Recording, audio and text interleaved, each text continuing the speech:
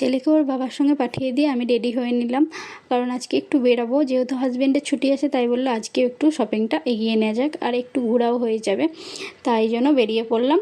আর দেখো দেয়ালগুলোতে কত সুন্দর কালার করেছে, ডিজাইন করেছে। চলে এসেছি শপিং মলে, হাজব্যান্ড নিজের জন্য জামা দেখছি আর তার মাঝেই আমি একটু ভিডিও নিয়ে নিলাম। তারপরে আমি বাচ্চা মেয়েদের কালেকশানগুলো দেখছিলাম, ছোট ছোট বাচ্চা মেয়ের কালেকশান খুব সুন্দর ছিল। এখানে ছেলেদের আর বাচ্চাদের কালেকশান খুব ভালো ছিল। আর দেখো কত সুন্দর সুন্দর ড্রেসগুলো। আমি এই জামাটা কিন্তু কিডস থেকে উঠিয়েছি, তারপর ট্রায়াল করলাম তো টাইট হচ্ছিল, তো আর নিলাম না। তারপরে একটু খাওয়া দাওয়া করে নিলাম, কারণ পুরোটা দিন মলে ঘুরে খুব খিদে পেয়ে গেছিলো, দুপুর হয়ে গেছিলো। আর আমরা অর্ডার করেছিলাম কাজু পনির বিরিয়ানি। তো কাজু পনির বিরিয়ানি খাওয়ার পর আমরা চলে এলাম আবার অন্য আরেকটা মলে, যেখানে আমরা শাড়ি দেখছিলাম।